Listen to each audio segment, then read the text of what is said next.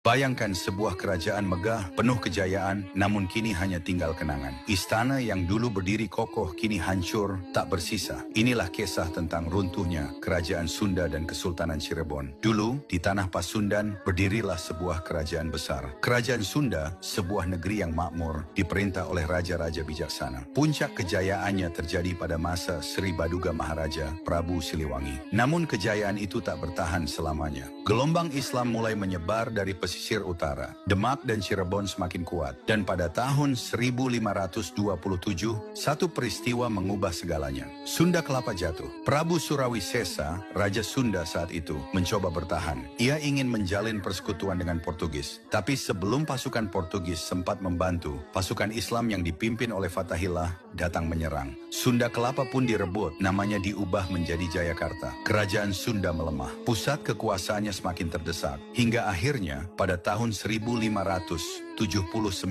sebuah serangan terakhir datang dari arah barat. Kesultanan Banten menyerbu Pakuan Pajajaran. Ibu kota yang megah berubah menjadi lautan api. Raja terakhirnya, Prabu Ragamulya Suryakancana, tak mampu mempertahankan tahta. Ia melarikan diri ke pedalaman, meninggalkan Pakuan dalam kehancuran. Saat itu, para bangsawan dan rakyatnya tercerai-berai. Dan sejak hari itu, kerajaan Sunda lenyap dari sejarah. Namun di tengah kehancuran Sunda, sebuah kekuatan baru muncul di pesisir utara, Kesultanan Cirebon. Kesultanan ini bukan lahir dari peperangan, tapi dari dakwah dan ajaran Islam. Pangeran Cakrabuana, putra Prabu Siliwangi, menjadi sosok pertama yang membangun fondasi Cirebon. Ia memisahkan wilayahnya dari Pajajaran dan membangun Caruban Larang yang kelak menjadi Cirebon. Namun kemajuan Cirebon benar-benar terjadi di bawah kepemimpinan Sunan Gunung Jati. Beliau bukan sekadar raja, beliau adalah seorang wali, seorang ulama yang menyebarkan Islam hingga ke seluruh tanah Sunda. Tapi,